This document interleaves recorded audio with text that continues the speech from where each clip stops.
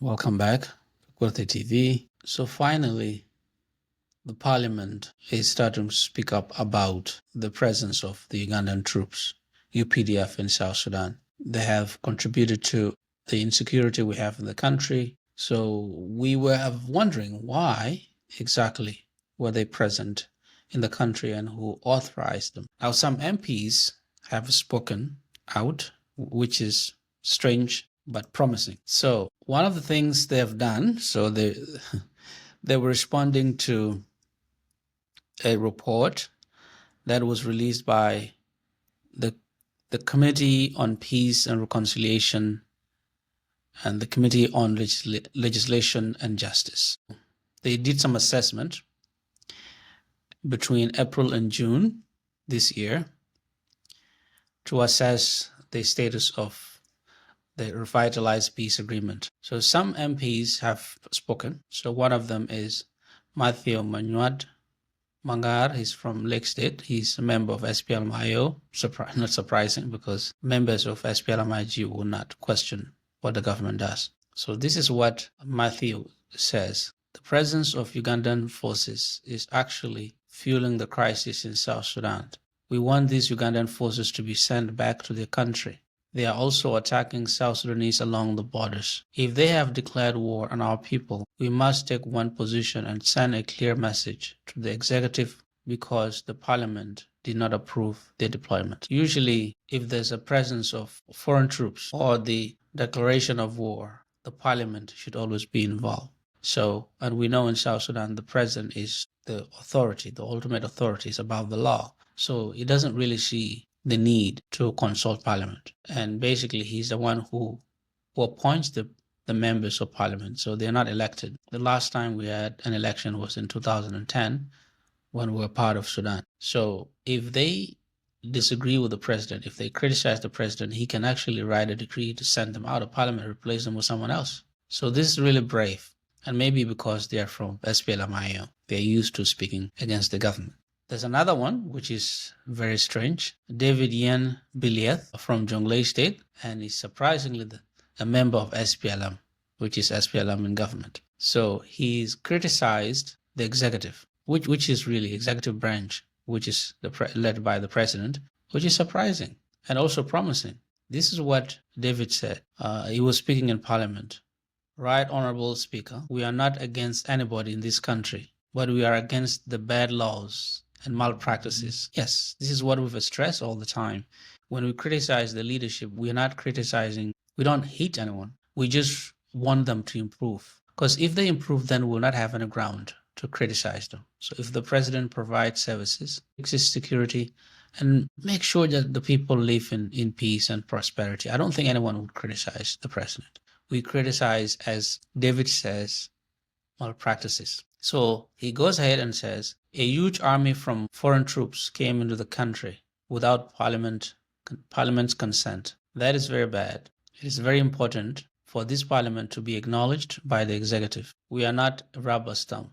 We represent the people. So that's really promising if the MPs, even SPLM MPs, have started to speak.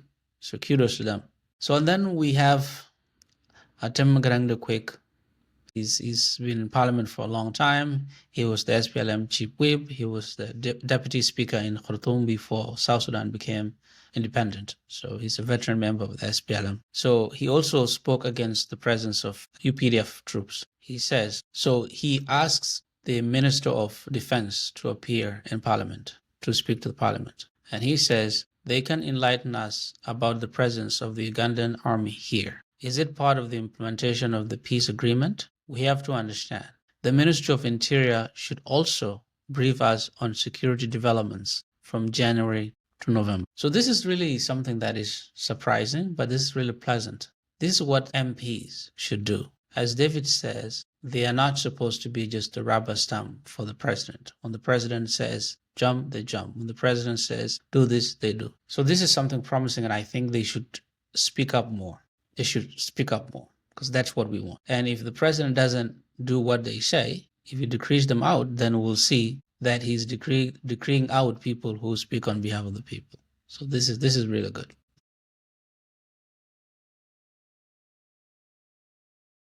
I have observed that since March this year, the Council of Ministers have not been meeting. Is that true? If it is true, then how the country is being managed? If it is true, then is it the one delaying the budget? Or budget is delayed because there is no money? If there is no money, then how the Ugandan armed soldiers which are in Mapao being paid? And who is paying them?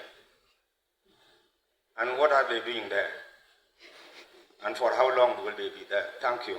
So now what I think they should do, having found some voice to speak up against the executive, what they should do now is to tell the government to stop bombing civilians. What happened in Nasir, what happened in Tonj, and also what happened on Sunday in Jonglei State Capital Bor should stop. Civilians should not be bombed. There are some structures to be put in place. The issue of red belt in Jonglei State, especially in Bor County, should be addressed through community leaders, through the MPs that represent the people of Bor County. So civilians should not be bombed. The red belt is composed of young people. These are kids, and they form themselves to protect their communities because of cattle raiding by the neighboring country, especially the Murle.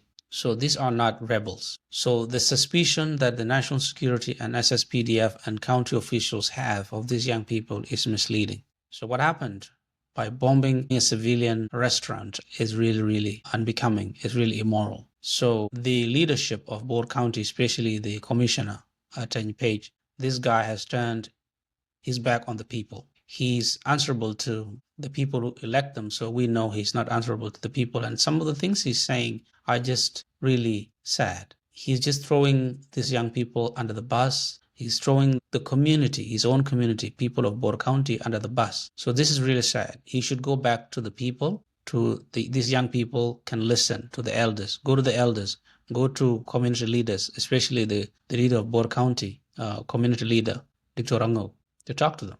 So I think the parliamentarians should tell the government, the Minister of Defense, which is something Tim Garanga said, he should come to Parliament, not just to answer questions about UPDF, but also about bombing of civilians. Civilians should not be a target. Even if civilians are around people deemed enemies of the state by the government, these people should be allowed to leave before they bomb whatever they want to bomb. So this is really a good development, but it should be sustained. It should be something that is sustained so that people hear them over and over again. And then the executive, the president, should get used to the idea that these people are speaking on behalf of the people. These are not, as David said, rubber stamp for the presidency or the president. These are people who should speak on behalf of the people of South Sudan. So this is something that is new, and we should appreciate new things, but they should do more. They should let the Minister of Defense come to Parliament. They should let the Chief of Defense Force, CDF, that is it, should come to Parliament. Minister of Interior, as Atema said, should come to Parliament and answer questions. They should get used to the idea that these people are not lords. They are not the bosses of the people. They are servants. They serve, or they should serve, at the discretion of the people of South Sudan, not the president. Yeah, we know the president appoints them, but still, the president also answers to the people technically.